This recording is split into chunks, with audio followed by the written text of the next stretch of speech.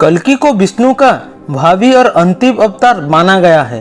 पौराणिक मान्यताओं के अनुसार पृथ्वी पर पाप की सीमा पार होने लगेगी, तब दुष्टों की संहार के लिए विष्णु का ये अवतार प्रकट होगा।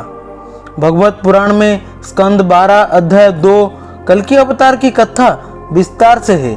कथा के अनुसार संभल ग्राम में कल्कि का जन्म होगा।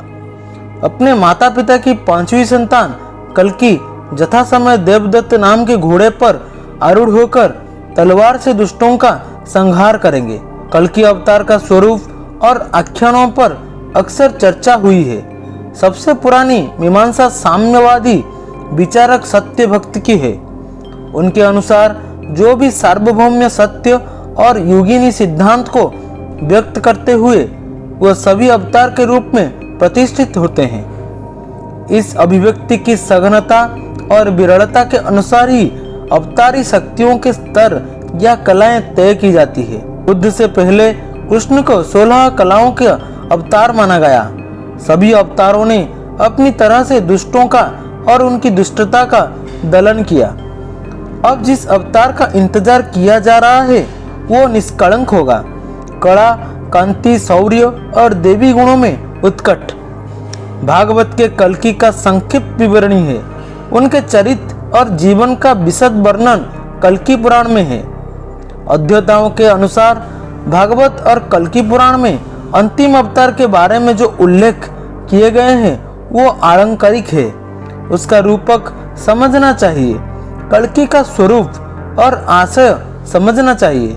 पुराण के अनुसार कल्कि के पिता का नाम विष्णुयश और माता का नाम सुमति होगा।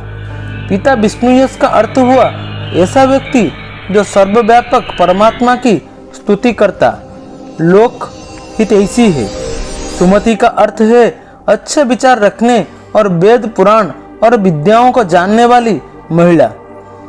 कल्कि निष्कलंक अवतार है। भगवान का स्वरूप परम दिव्य होता है।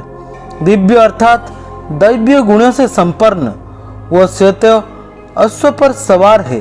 भगवान का रंग गोरा है, परंतु क्रोध में काला भी हो जाता है।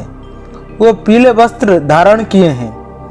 प्रभु के हृदय पर श्रीवत्स का चिन्ह अंकित है।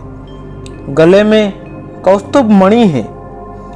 स्वयं उनका मुख पूर्व की ओर और तथा अश्व दक्षिण में देखता प्रतीत होता है। यह चित्रण कल्कि की सक्रियता और गति की ओर संकेत करता है। युद्ध के समय अनेक हाथों में 2 तलवारें होती हैं। मनीषियों ने कल्कि के इस स्वरूप को विवेचना में कहा है कि कल्कि सफेद रंग के घोड़े पर सवार होकर आतताइयों पर प्रहार करते हैं। इसका अर्थ उनके आक्रमण में शांति, शक्ति और परिष्कार लगे हुए हैं। तलवार और धनुष को हथियारों के रूप में उपयोग करने का अर्थ है कि आसपास की दूरगामी दोनों तरह की दुष्ट प्रवृत्तियों का निवारण। कल्कि की ये रणनीति समाज के विचारों, मान्यताओं और गतिविधियों की दिशाधारा में बदलाव का प्रतीक है। इस बार अवतार असुरों या दुष्टों को संहार के बजाय उनके मन मानस को अपने विधान से बदलने की नीति पर आमदा है। कल्कि अवतार का यही संदेश है। वीडियो अगर अच्छा लगा वीडियो को लाइक कीजिए। ऐसे ही वीडियोस के लिए हमारे चैनल को सब्सक्राइब कीजिए और अपने दोस्तों के साथ शेयर करना मत भूलिए।